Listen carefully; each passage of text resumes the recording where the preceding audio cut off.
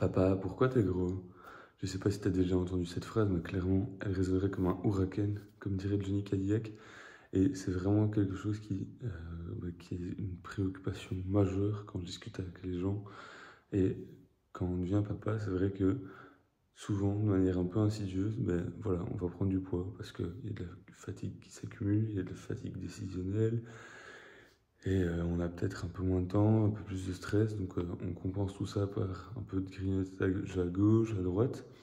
Et l'air de rien, en 1 an, 2 ans, en 3 ans, on prend 5, 10, 15, 20 kilos. Et en fait, on se retrouve en surpoids, alors qu'on a l'impression de ne pas spécialement avoir trop dévié. Ça peut aller très vite. Du coup, c'est pourquoi dans cette vidéo, cette semaine, on va parler de la perte de poids chez les papas. Mais avant toute chose, moi je me présente. Je suis Guillaume, je suis un papa de 31 ans, j'ai 3 filles qui ont 4 ans, 2 ans et demi et 1 an. Et quand je suis devenu papa pour la première fois, moi j'étais pas en surpoids, j'avais pas ce problème-là, mais par contre j'étais clairement en manque d'énergie, j'étais vraiment à la ramasse. Et du coup, je me suis pas laissé abattre, je me suis reformé en nutrition, en sommeil, je me suis vraiment documenté sur le sommeil, sur le mouvement, le sport, développement personnel également. Et tout ça, ça m'a permis de développer un système que j'ai appelé le système Super Papa qui me permet aujourd'hui d'avoir une énergie pratiquement illimitée, d'avoir retrouvé confiance en moi, retrouvé confiance en mon corps. Et du coup, j'ai envie d'aider un maximum de papas à pouvoir faire la même chose pour qu'ils puissent profiter de leur famille. Voilà, donc comment faire quand on est papa pour perdre du poids? Je ne vais pas donner des recettes miracles et ça ne change pas diamétralement de la perte de poids de manière globale, mais il y a clairement des choses qui doivent être prises en compte quand on est papa. La première chose, j'en ai déjà parlé dans une de mes premières vidéos, c'est vraiment de faire un diagnostic, de se poser les bonnes questions, de se poser voilà, pourquoi je suis devenu en surpoids, pourquoi je suis devenu en mauvaise santé, etc. Je ne vais pas réexpliquer tout ça dans les détails. Si ça t'intéresse, tu vas voir la vidéo, je remets le lien en description. Mais vraiment, première étape, c'est celle-là. Ensuite, c'est bien comprendre qu'il y a des valeurs fondamentales dans la perte de poids. C'est il va vraiment falloir être régulier. C'est un marathon et c'est pas un sprint. Le but ici, c'est de changer petit à petit. Donc il faudra aussi de la progressivité, mais c'est de changer petit à petit tes habitudes de vie pour en adopter de meilleures et les conserver toute ta vie. Donc clairement, le but, c'est pas de faire un régime de 2 mois, 3 mois hyper drastique où tu vas, oui, certes, perdre du poids très vite, mais c'est du poids que tu vas récupérer et puis tu vas pas prendre plaisir, tu vas pas te sentir bien. Non. Le but ici, c'est vraiment petit à petit, on va changer un point par un point par un point et tout ça cumulé va te permettre de perdre du poids, de te sentir mieux avec plus d'énergie. Donc ça, c'est une chose, c'est être régulier.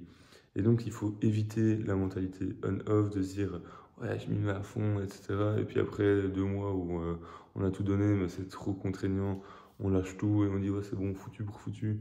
Et on craque complètement. Non, ça va arriver d'avoir des hauts, ça va arriver d'avoir des bas. C'est pour ça que j'en viens au deuxième point, c'est la résilience. C'est la vie. Il y a des moments, des phases de notre vie où voilà, on va pouvoir être plus focus sur notre santé, des phases où ça va être un peu plus compliqué, voilà, parce que il y a quelques jours qui s'enchaînent, qui sont plus compliqués, et on a moins le temps de prendre le temps de se faire à manger correctement, etc. Et du coup, on enchaîne ces mauvaises journées, pas de souci, on reprend nos bonnes habitudes, après, c'est comme ça. Donc il faut être conscient qu'il va y avoir des hauts et des bas, et vraiment être résilient, continuer, persévérer. Être bienveillant aussi, c'est super important. Ça sert à rien de se blâmer quand on fait un écart. Ça fait partie du jeu aussi. La vie, c'est aussi fait pour se faire plaisir. Maintenant, c'est toujours une harmonie à trouver, un équilibre à trouver entre, voilà, je me fais plaisir, je mange quelque chose qui est peut-être pas super sain, mais voilà, c'est cool. De toute façon, à côté de ça, je fais les efforts nécessaires pour être en bonne santé. Je bouge, je fais du sport, je fais attention à mon sommeil, ma nourriture, enfin mon alimentation globalement, elle est bonne, donc il n'y a pas de souci. Donc voilà, c'est aussi vraiment cette notion d'harmonie, d'équilibre qui est super importante. D'accord? Ensuite, je dirais qu'il faut quand même un peu comprendre les mécanismes de la perte de poids. Alors, je ne vais pas expliquer tous les détails ici dans cette vidéo parce que ça prendrait très longtemps. Il y a plein de petites choses qui vont être de manière mise bout à bout faire la perte de poids, mais globalement, il faut voir ça comme une balance. Il y a au cours de votre journée ce que vous allez consommer en énergie, en calories, avec votre métabolisme de base, donc c'est-à-dire ce que votre corps a besoin d'énergie pour fonctionner de manière basique, pour faire battre votre cœur, pour respirer, pour enfin voilà, toutes les fonctions basiques de votre corps, quoi, en fait, c'est ce qui va consommer le plus d'énergie. Après, vous avez le NEAT, c'est vraiment tous les mouvements que vous allez faire au cours de votre journée qui vont faire que vous allez dépenser de l'énergie. Vous marchez, vous abaissez pour ramasser le jouet d'un de vos enfants qui est tombé. Vous prenez vos enfants et vous les lancez en l'air pour vous amuser. Vous faites du repassage, vous aspirez, vous faites la vaisselle, tout ça, mais pareil, ça va consommer pas mal d'énergie. Mis bout à bout, au bout de la journée, c'est vraiment quelque chose qui va prendre vraiment pas mal d'énergie. Il y a aussi tout ce qui est digestion et thermogenèse. En fait, la digestion, forcément, ça demande aussi beaucoup d'énergie.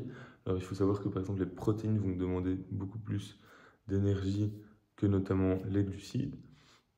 Ça ne veut pas dire que, du coup, il faut manger que des protéines parce que, mais il faut être conscient de ça.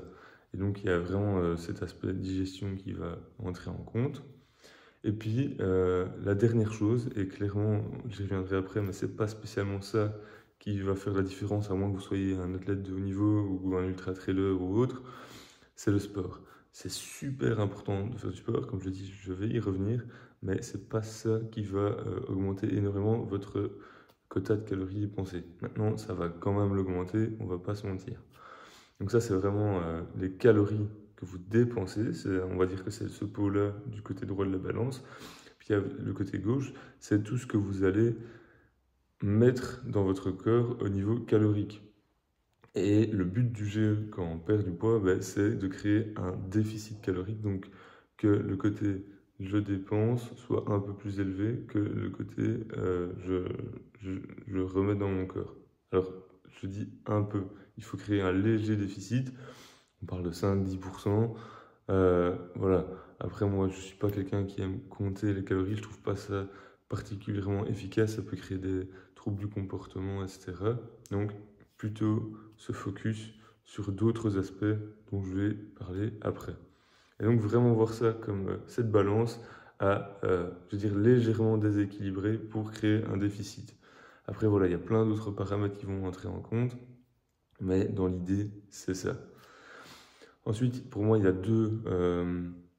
deux espèces de règles qui vont être déterminantes aussi dans une perte de poids, mais aussi tout simplement dans ta santé. C'est je veux dire, la loi des intérêts composés. C'est simplement le fait que, comme je le disais, tous les petits efforts que tu vas accumuler, ils vont faire vraiment un effet boule de neige qui va être au final exponentiel et contribuer énormément à ta perte de poids. Et c'est vraiment cette boule de neige, tu peux un peu aussi la voir comme ta boule de gras qui s'en va, quoi, si tu veux. Les effets cumulés, c'est vraiment tous les petits trucs mis bout à bout, les 10 minutes de sport que tu ferais, plus tu as bien mangé ton petit déjeuner, plus tu as fait une bonne nuit, plus à chaque fois. Ça va vraiment améliorer drastiquement ta santé. Et donc, ça veut dire aussi qu'il ne faut vraiment pas négliger les petits points. C'est, par exemple, mettons que tu avais prévu une séance de sport d'une demi-heure, mais qu'aujourd'hui, tu n'as pas le temps de la faire, mais tu as 10 minutes quand même pour la faire. Et au lieu de ne rien faire, tu fais 10 minutes. Tu fais 10 minutes super intenses et ça fera 10 minutes de plus que 0 minutes. Tu fais le compte au bout d'une année, celui qui a fait 3-4 fois semaine 10 minutes super intenses, contre celui qui n'en a pas fait, ça fait toute la différence. C'est énorme. C'est comme, voilà, on mange sur une vie plus ou moins 90 000 fois, en fonction du nombre d'années qu'on vit, mais dans l'idée, on va dire que c'est ça. Mais celui qui, rien que sur le spectre d'une année, va manger la plupart du temps des repas bien construits, avec des aliments bruts, etc., et qui de temps en temps ben voilà, va manger une bonne glace, une pizza, etc., enfin, qui se fait plaisir de manière régulière mais contrôlée, mais il n'y aura pas de souci. Mais celui qui tous les jours s'envoie une canette de coca avec en plus 3 frangipane, etc., mais ça a peut-être l'air de rien, mais c'est des petits trucs qui sont hyper caloriques. Au bout d'une année, ben voilà, vous avez pris 10 kilos. Donc vraiment les effets cumulés. Et la loi de Pareto, c'est-à-dire que 20% de vos efforts vont, vont permettre de découler de 80% des résultats. Et donc il faut vraiment axer là où, enfin cibler là où ça va être efficace pour vous, pour perdre du poids, pour avoir de l'énergie, etc. Et donc ça c'est super important. Ça a vraiment un peu cette notion d'efficacité, quoi, avec cette loi. Et après, il y a aussi la notion, du coup, avec la loi de Pareto, de se dire que si à peu près 80% de votre alimentation, etc., est bien construite, bien, enfin, qu'elle est saine et équilibrée, mais c'est pas les 20% du temps restant où vous allez faire des écarts, etc., qui vont changer la donne. Donc voilà, ça c'est un peu les fondamentaux. Et après, il faut travailler sur les piliers de la santé. Il y a évidemment bien manger. Alors quoi manger quand on veut perdre du poids? Il ne faut pas manger moins, il faut manger plus, mais mieux. C'est super important de comprendre cette notion, c'est contre-intuitif peut-être, mais en fait, quand vous allez manger plus, mais mieux, mais vous n'allez pas spécialement consommer du coup plus de calories, au contraire, et vous allez relancer complètement votre métabolisme. En fait, le truc, c'est que quand on mange mal, on va créer par exemple des déséquilibres au niveau de notre glycémie, donc ça va créer des fringales, on va avoir faim plus rapidement, donc on va grignoter, manger plus notamment de sucre, etc. Et du coup, qu'est-ce qui va se passer? Voilà, on va se tourner vers des aliments plus caloriques, et ça a l'air de rien, mais voilà, une canette de coca, une petite frangipane ou autre, regardez le nombre de calories qui sont présentes là-dedans, c'est énorme. Donc, mais voilà, il vaut mieux manger au repas correctement, ne plus avoir faim, les bons aliments, et ça évitera justement tous ces grignotages qui vont faire qu'on accumule énormément de calories. Donc, mangez à votre faim. Comment? Alors, globalement, sur l'assiette globale, enfin, sur l'ensemble de votre assiette de la journée, plus ou moins 50% de légumes. Après, il faut vraiment manger assez de protéines.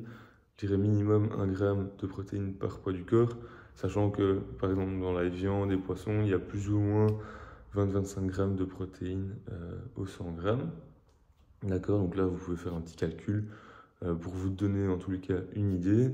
Et puis, toujours manger les bonnes graisses, huile d'olive, beurre au lait cru, ghee, les bonnes viandes qui sont contenues dans les poissons gras, etc.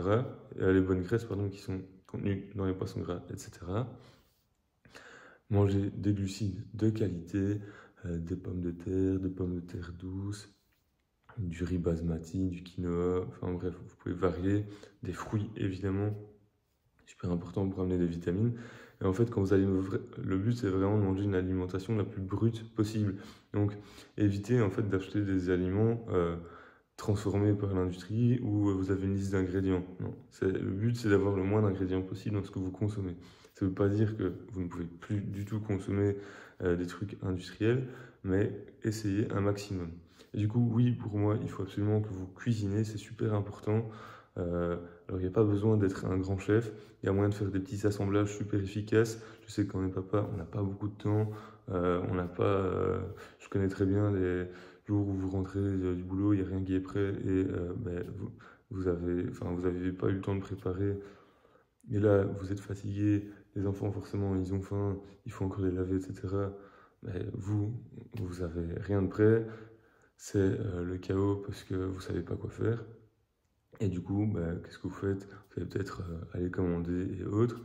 Mais malheureusement, là, vous ne contrôlez pas ce que vous allez mettre dans votre assiette. Donc oui, cuisiner, super important, mais vous pouvez faire des petits assemblages super simples.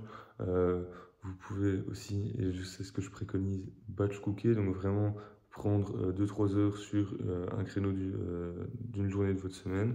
Vous cuisinez tous vos repas de la semaine et comme ça, quand vous rentrez, il y a juste à réchauffer, c'est très simple, tout le monde est zen et c'est bien mieux. Ça, vraiment, quand on est parent, je vous jure que ça sauve des vies.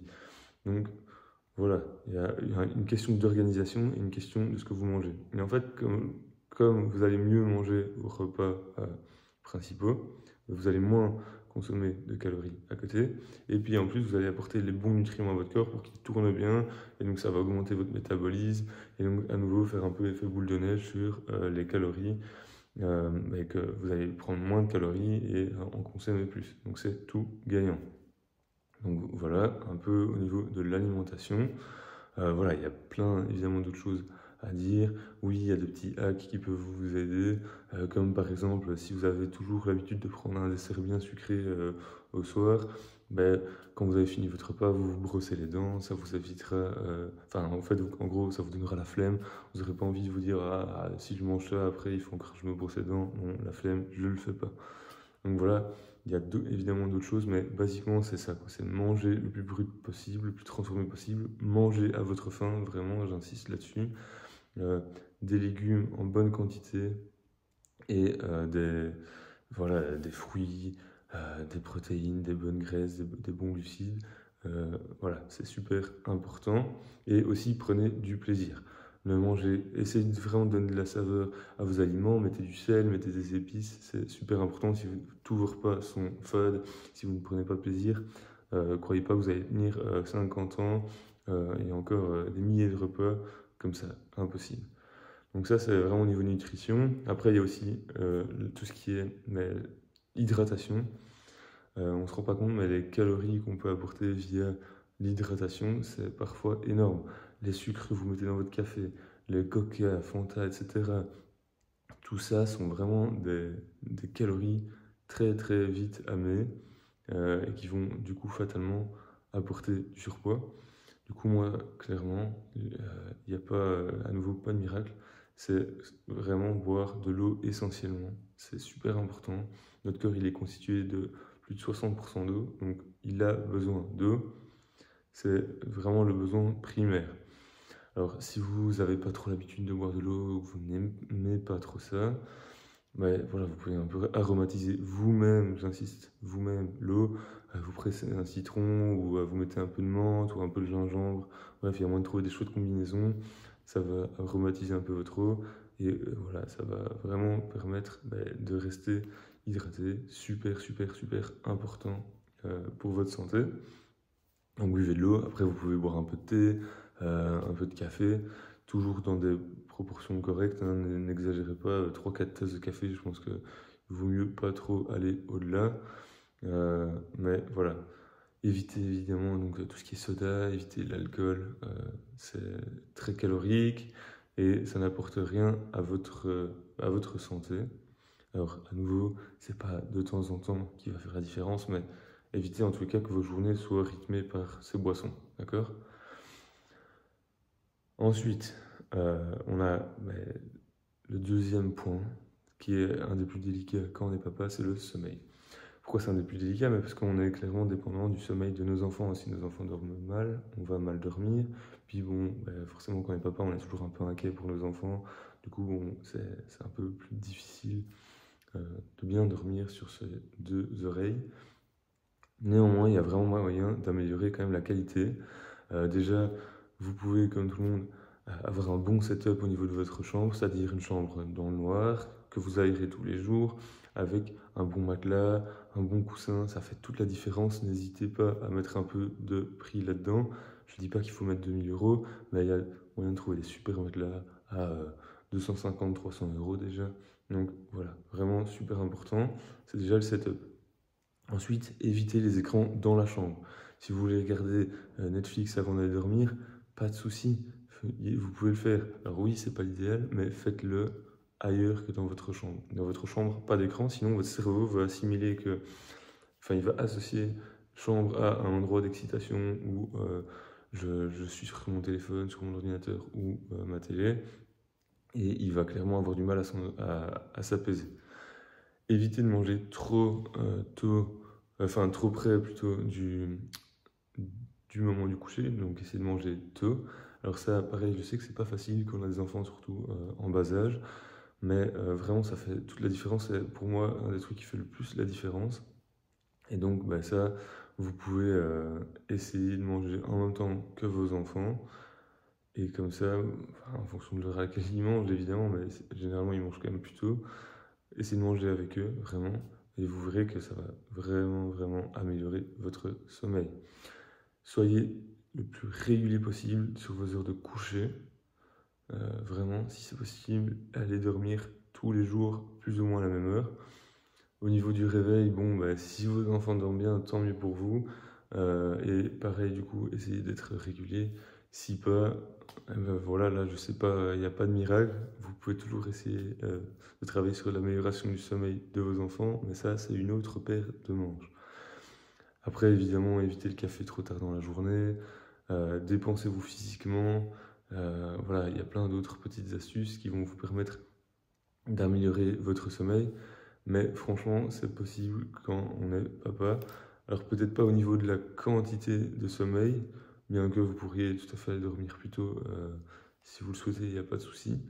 Mais vraiment au niveau de la qualité, en tout cas, c'est possible. Le sommeil, pour moi, c'est le truc qui devrait être travaillé en premier, parce que quand on dort mal, bah, tous nos hormones sont dérégulées, on a une mauvaise gestion de notre glycémie, forcément on a une mauvaise humeur, on prend des moins bonnes décisions, etc. Et tout ça va amener à du surpoids en fait, parce que, comme je le disais, les hormones sont dérégulées, c'est-à-dire que la gréline, qui est l'hormone de la faim, va être beaucoup plus élevée que la leptine, qui est l'hormone de la satiété, donc on va être amené à manger plus et du coup plus de calories. Ensuite, on a vraiment ben, l'insuline et la glycémie, enfin la glycémie qui va être moins bien gérée. Donc pareil, on va avoir des grosses coups de barre qui vont nous amener des envies de sucre. Et comme je le disais, il y a de la fatigue et du coup, on prend des moins bonnes décisions, on se laisse plus facilement tenter et on a moins je veux dire, de ténacité sur nos décisions. Donc vraiment, le sommeil, ça devrait être la base à mes yeux pour améliorer son poids.